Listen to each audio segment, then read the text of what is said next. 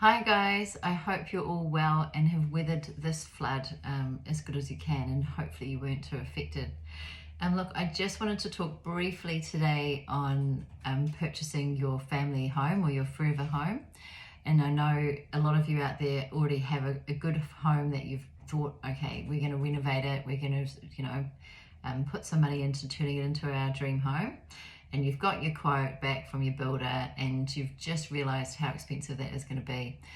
Last year and obviously in 2020, so renovating a home may have cost you, if you budgeted around $1 million, you might have got something good. Whereas now, obviously, with a 30% increase on steel, we're looking at anything from 1.4 to maybe 1.8 to get a decent renovation, which is crazy. It's very easy to overcapitalize with those costs coming into mind, depending on the area you're in. If you're going to hold something for a long time and you're building it to meet exactly what you and your family need, then that's great. If you're very conscious of the budget and you're a little bit concerned that you're going to overcapitalize, I would suggest that you consider holding off and maybe looking to see if you can find something that was already done or has already been done maybe by another family 10 or 15 years ago. It might mean bringing yourself up if you're purchasing into that next price bracket, which might be a little bit daunting in itself.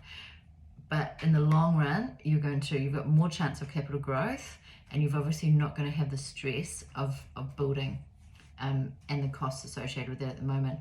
Look, we've just purchased something for ourselves late last year, and I have got a lot of experience in construction. We did used to have a construction company in New Zealand. I bought something that was not like 100%. It was done, and it was done well several years ago, but it's in a great location, and all I need to do with that is put a new kitchen in, update the bathrooms a little bit, and repaint, and I'm just going to change the front. So that's quite easy to budget for, and something that obviously I can do gradually as I have the funds, and I'm not going to overcapitalize. And so at the end of the day, I not only am going to have a family home, but I'm also going to have a good solid investment. Whereas if you've bought a house like everybody does, thinking, okay, I've got that dream, we're going to buy an old cottage or an old Queenslander and I'm going to renovate it from scratch and turn it into the most amazing property ever. Yes, like that is awesome, but it is very, very expensive. And you are better at the moment to look at possibly putting those building plans on hold and leaving that for someone else. And even if you've already got them through council and you've got your DA approval, somebody else will love that. You can sell it like that, and it will add value.